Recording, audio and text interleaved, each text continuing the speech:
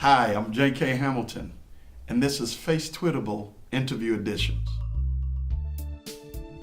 Hello, I'm here today with Pastor Marcus King, and we'll let Pastor Marcus King introduce himself on this edition of Face Tweetable Interviews. My name is Marcus King, senior pastor and founder of Disciple Central Community Church in DeSoto, Texas, and J.K. Hamilton is my friend. Yes, absolutely, without shame. Marcus King is my friend. We do lunch, we have a good time, we fellowship, and we talk, and got a lot of great things that we share with one another. That's right. Dr. King, may I call you Dr. King? Just call me Pastor. Just call me Marcus. We just Marcus, that's right, Marcus. You have a book out, and Marcus does have a book out, and it's a relationship book, a very great book, entitled Cheaters, Breakups, and a Love Worth Finding. Mm-hmm. And I'd like to just, if you can just talk about what inspired this book. By the way, you are single. Yeah, I am. Yeah, how does that work? And how does that work for you? Like Jesus. Good. No, He was. It's good. I mean, I talk about the book, and then I talk about the other part with that.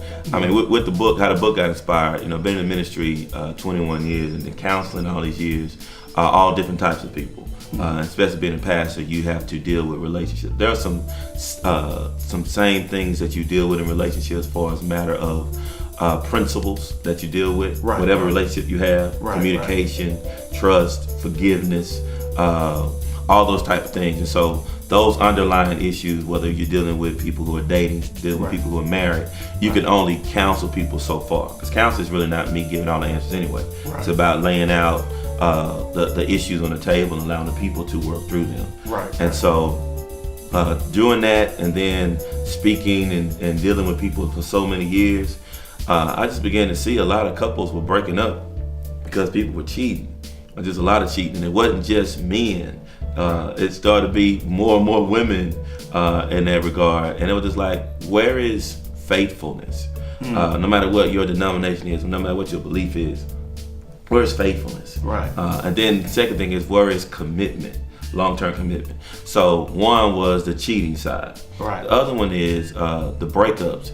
One thing I don't, especially as the African American community, we don't know how to grieve well.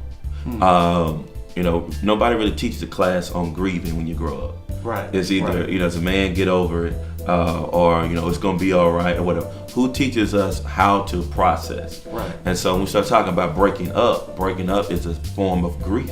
You go through grief. It's like a death that takes place. A divorce is like a death. And if nobody walks you through that, you're gonna walk into the next relationship still grieving of what you had, and or you won't even be able to heal correctly. So the cheaters part, the breakups, and then the love worth finding is everybody desires to be with somebody who loves them, and they can love and can just be themselves, and someone that God has sent into their life. That's ultimately what everybody desires. What you want to call a soulmate, just make sure it's not a playmate. At the end of the day, it's so cheaters, breakups, love worth finding. This comes from years of one personal experience and experiences of others, and then our culture and our society, and then looking at the Word of God and how we can apply and biblically come to the point of how we address all three of those areas.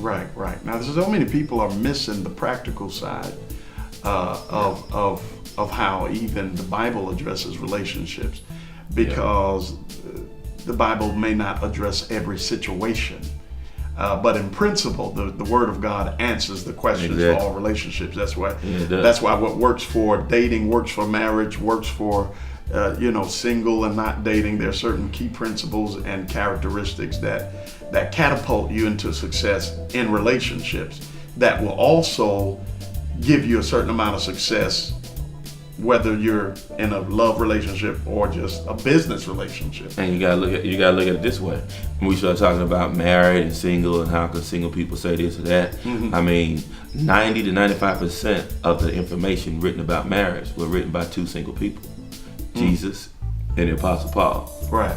So the principles still work. You don't Right. have to be something. If you're teaching the word of God and what Jesus says and what Paul says and what he gets from his wisdom from Jesus and the word of God, then at the end of the day, those principles work anywhere. Absolutely. And so that's really the authority doesn't come from me. It doesn't come from you. It doesn't come from anyone else. It simply comes from the fact that, you know what, God has a plan for relationship.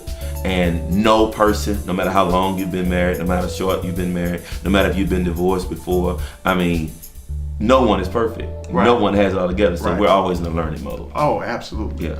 And Jesus was single in his earthly ministry, but he was engaged. He was engaged, betrothed. So tell us a little bit about DC3 before we go into, because I really want to talk about some of the things you say in this book. They're really sensitive subjects that a lot of people don't talk about. But tell us a little bit about DC3 and the ministry there. Okay.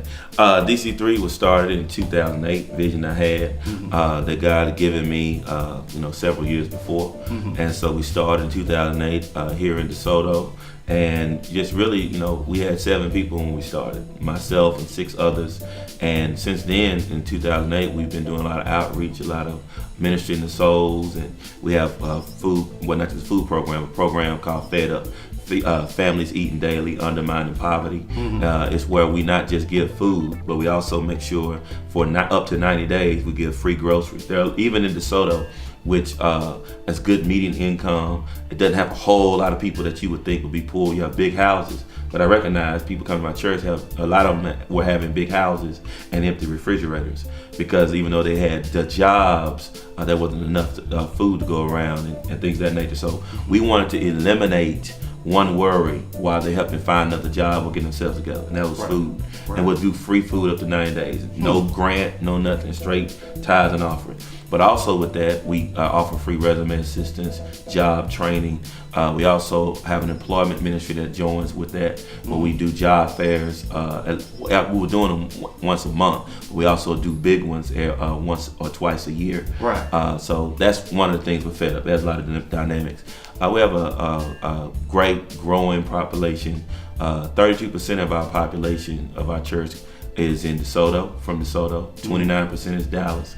The rest is, they'll drive all the way from Allen, out of town, different places, the surrounding areas. So the last few years, we've reached a lot of people. God's blessed us to reach a lot of people. A lot of souls have been won for Christ. Our main focus is discipleship. That's what Jesus called us to do. And so that's why our motto is a central place for discipleship. And even our name, Disciple Central Community Church. It is a central place for discipleship. So that's why it's Disciple Central. That's what we do here. This is what we do, discipleship. You guys baptized for the remission of sins? We were baptized for the remission of sins. Oh, you have to accept Christ. Yes. But then we baptize you so you can identify with the death, burial, and resurrection of Jesus Christ. Absolutely. This is J.K. Hamilton, and this has been Face Tweetable Interview Editions. God bless you today and every day.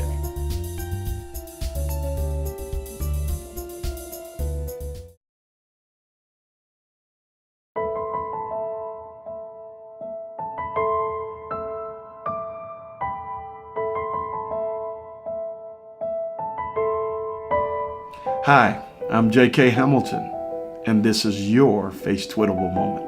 You know, a good barber or beautician is hard to find.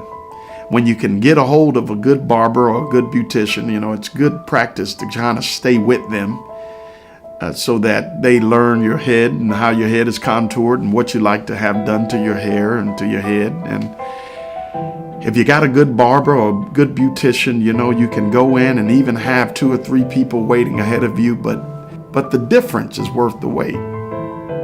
It's kind of like that with the Lord.